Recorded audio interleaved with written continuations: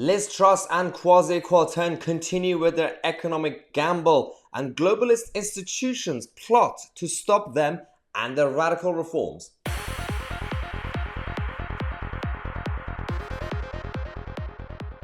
Hello ladies and gentlemen, welcome to the first video of the day, and thank you so much for all the kind messages over the last 48 hours. I took a couple of days break. I was feeling unwell. I'm back to normal. There's so much to talk about. It's happened over the last 2-3 days. You guys have been following the news. I've been following the news when it comes to the reaction to Liz Truss's mini budget, which was a huge budget. You watch BBC and Sky, they say one thing, tribal. And then you watch GB News and Talk TV, they say something else, the opposite way, in a tribalist way. No one's doing nuance, certain shows. So let's go with nuance.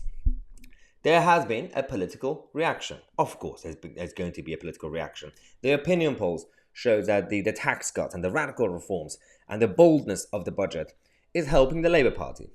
Nuance. Don't freak out completely, because this is not support for the Labour Party. It's support against the Tory party.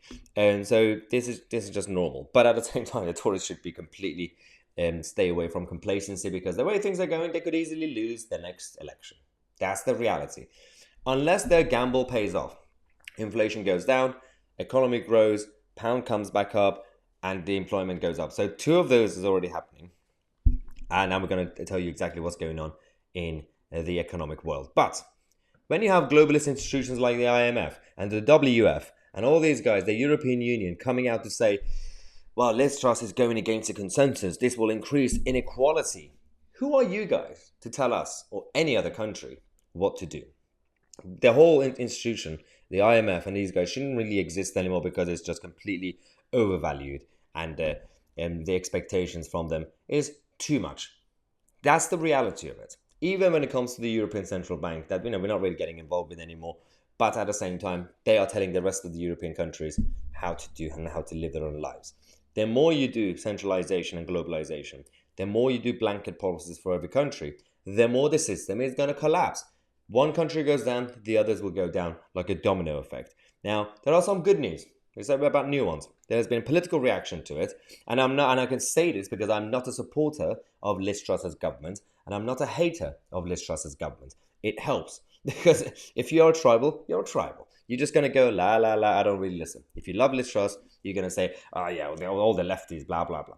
If you don't like Liz Truss, you're sick and tired of the Tories, the evil Tories, then even if they do something good, you're not going to listen, are you? You're going to make up your own mind regardless. You're going to say, nah, she's still part of WF, blah, blah, blah. We've heard this so many times. Now, the reality is the pound is recovering against the dollar. Before the budget, it was 1.8. Now it's 1.12. It's actually kept going up close to 1.13 earlier. Today, we went back down.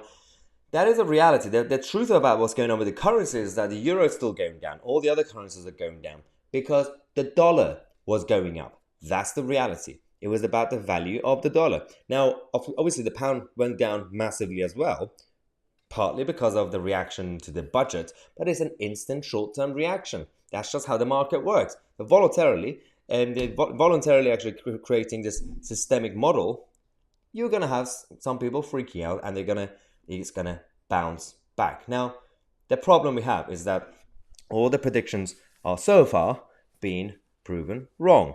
The economy is growing. Obviously, it's 0.2% rather than the usual 4%, 0.5%. But in reality, it was supposed to be a recession. They told us it was supposed to be a recession. The ONS and all the others. This is why I say the models, the forecast models that we have are outdated, and the models are completely wrong. And we shouldn't even try to do forecasts. I mean, you can do forecasts to potentially review your actions as policymakers. You don't have to publicize them in the public, because we can't really tell what's exactly going to happen in the future. Now, the Eurozone are also crashing. Average-wise, the rate is about 10%. But actually, in reality, this is the highest level on record anyway. But when you look at some countries like the Netherlands, their CPI inflation is now 17.1%. This is absolutely embarrassing. So you have that situation going on, and this guy, Sean Richards, obviously tweeted this and joked saying, well, we know, obviously, this is clearly because of Brexit and Liz Truss, right? Blame everything on Brexit. Of course not. And that was a joke, by the way, Sean did, because that's what the mainstream media do all the time. The reality is, of course, there's a political reaction to it, and we also don't know if this gamble is going to work out. So the whole thing could easily collapse, and the Tories could easily lose the next election, but it could also pay off. At this point, you have some Tories saying, well, we need to defect.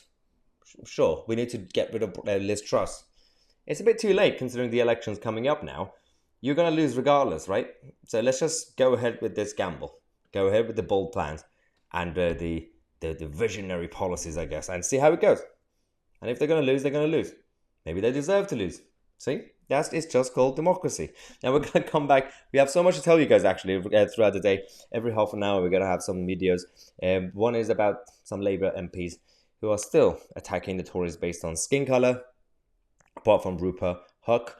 We also have the Bank of England helping the Globalists. And we're going to talk about how Zelensky I can't say that. It's the family show. Is angering the lefty snowflakes. Subscribe to the channel. I'm Tousi, and we are the media.